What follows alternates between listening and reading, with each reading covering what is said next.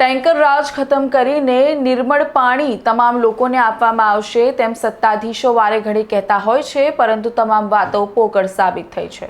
Tanker રાજ ખતમ કરી નિર્મળ અમૃત જળ અપનાવવાની વાત કરનાર સત્તાધીશો પાણી વગરના સાબિત થયા। 30 વર્ષથી સત્તા છતાં 90,000 ટેન્કર ફેરાઓથી પાણી વિતરણ કરવામાં આવી રહ્યું છે। સત્તાધીશો ટેન્ડર મંજૂર કરાવવામાં પાણી બતાવે છે, પરંતુ પાણી આપવામાં નિષ્ફળ। પૂર્વ વિસ્તારમાંથી મેયર, સ્થાયી સમિતિ અધ્યક્ષ, ગુજરાત સરકારના પૂર્વ મંત્રી, છતાં પાણીની વધુ તકલીફ।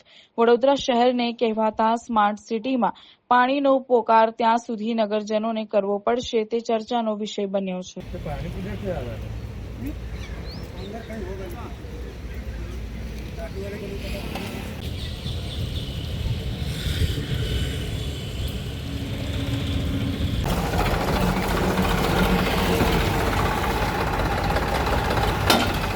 આનામાં છે, આનામાં નહીં।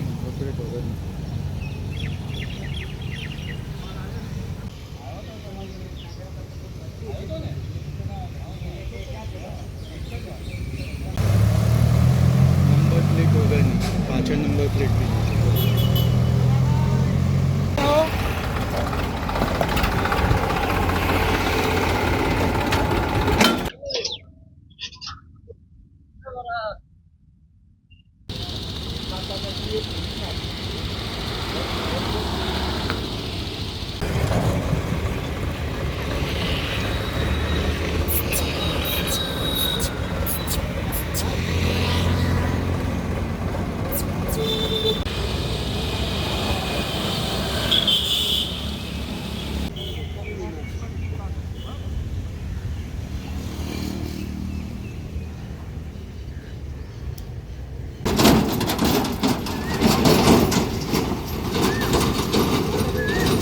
બસો કરોડના દાવા કરતી નિર્મળ જળ અમૃત ઘરે ઘરે પહોંચાડવાની દાવા કરતી ભાજપ સરકાર અને અહીંના સત્તાધીશોએ જ્યારે ટેન્કરમાં એનો નંબર પ્લેટ પણ નથી, ટેન્કરના ડ્રાઈવરો પાસે લાઇસન્સની પણ અભાવ છે। જ્યારે ઘરે ઘરે પાણી પહોંચાડવાની વાત હોય ત્યારે આ ઘરે ઘરે જઈને લોકોના સ્વાસ્થ્ય સાથે ચેડા કરી રહ્યા એવું લાગી રહ્યું છે, કેમ કે TDS વાળું અને ક્લોરાઇડ વાળું આમાં કોઈ પણ જાતની પાણીની ચકાસણી નથી થઈ રહી।